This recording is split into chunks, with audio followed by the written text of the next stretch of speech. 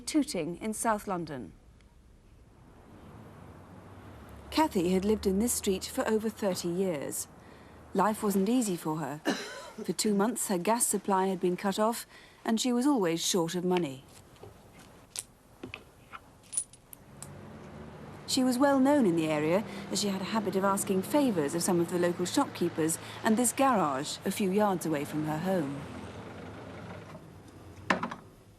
Here she comes again, Vic. I bet she wants to use the phone. Honey, all right if I use the phone again? Yes.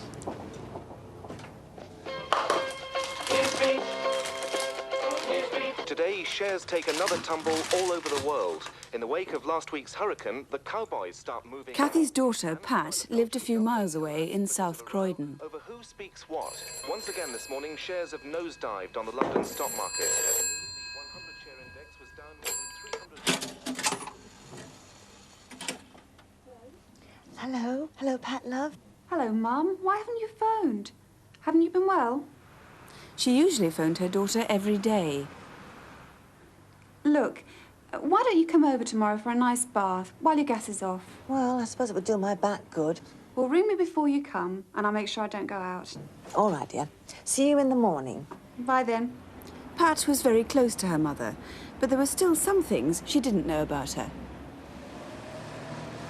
Opposite Tooting Station on Mitcham Road is the Railway Bell pub. Cathy used to come here regularly, usually on her own.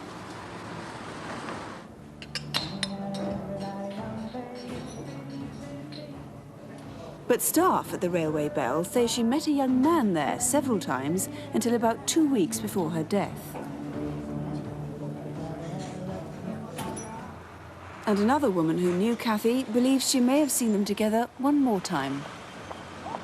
See you on Tuesday night. Bye. Mrs. Robichaud overheard Cathy arranging to meet him the next day. No one knows who this young man is, and police are anxious to trace him.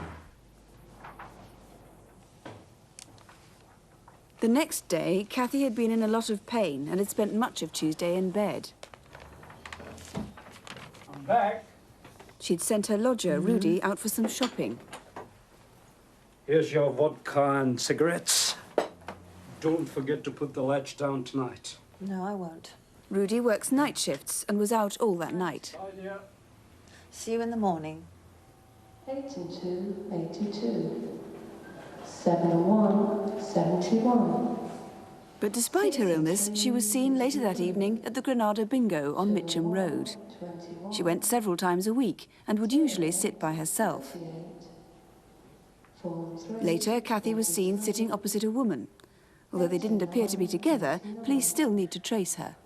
2 and 6, 26. How are you tonight, Cathy?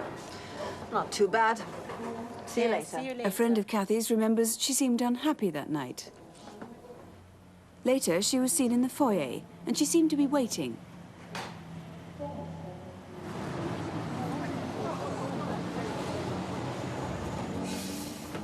About 10 minutes later, 2 women saw someone who looked like Cathy boarding the number 44 bus. Yeah. I haven't any money. Cathy was in the habit of not paying her fare.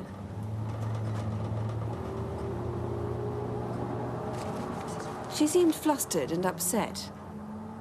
They remember her getting out her pension books.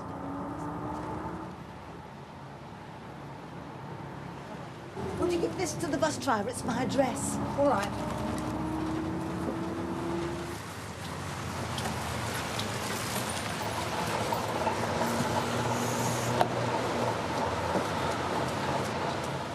She got off the bus on the corner of Gorringe Park Avenue near her home. And that was the last time anyone saw her alive.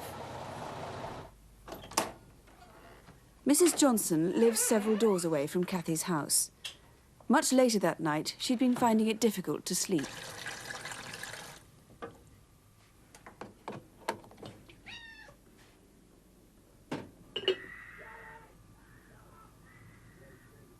The screams went on for several minutes. They seemed to come from the direction of Cathy's house.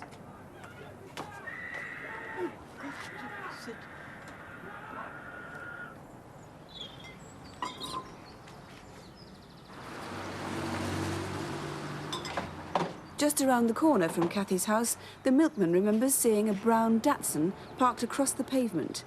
There was someone in the passenger seat. At about the same time, a paperboy who passed Kathy's house remembers seeing the curtains open and her bedroom light on, but there was nobody in the room.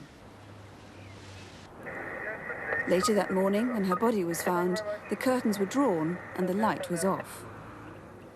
Kathy had been strangled and left in her bed.